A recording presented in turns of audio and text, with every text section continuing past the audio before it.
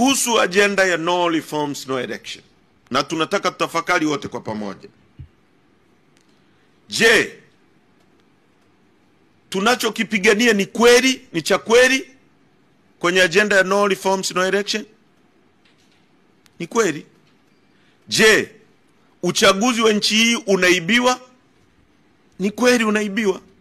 Je, kwenye uchaguzi wa nchi hii watu wanauawa, ikiwemo uchaguzi wa serikali za mitaa ambako mwaka jana ameuawa watu wawili, ameuawa Tunduma, ameuawa na Manyoni?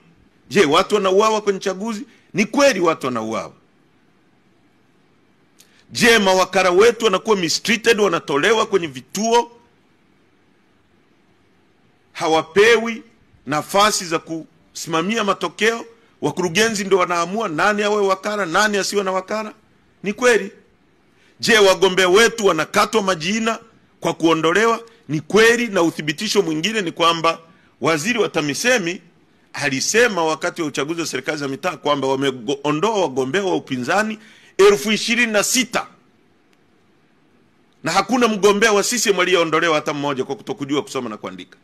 Na miongoni mwa mambo ya kijinga kuwahi kutokea kwenye nchi hii ni kwamba wakili Deogratius Mahinyira, wakili wa mahakama kuu, ameondolewa na gombea kijiji cha kwao kule Berege kwamba hajui kusoma na kuandika, lakini mgombea wa CCM darasa la 4 anajua kusoma na kuandika kuliko wakili.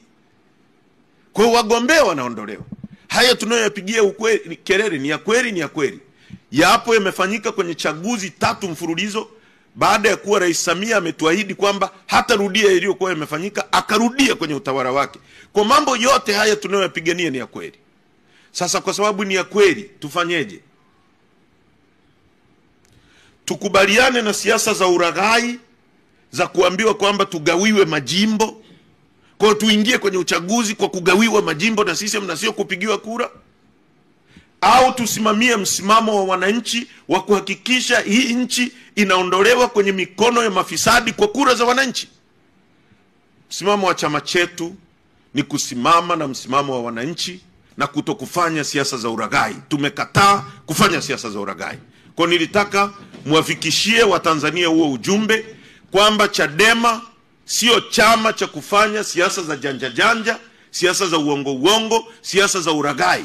Tunapashiu njia ngumu na njia inayoungwa mkono na Watanzania, na tutashinda mapambano haya yote kwa sababu ni mapambano ya kweli, ni mapambano ya kurudisha utu wa Mtanzania, ni mapambano ya kurudisha dhamira ya kweli ya kuongoza nchi. Mungu atubariki sana wote. Asanteni kwa kunisikiliza. Tutaongea baada ya kamati kuu maazimio ya chama chetu. Asanteni sana.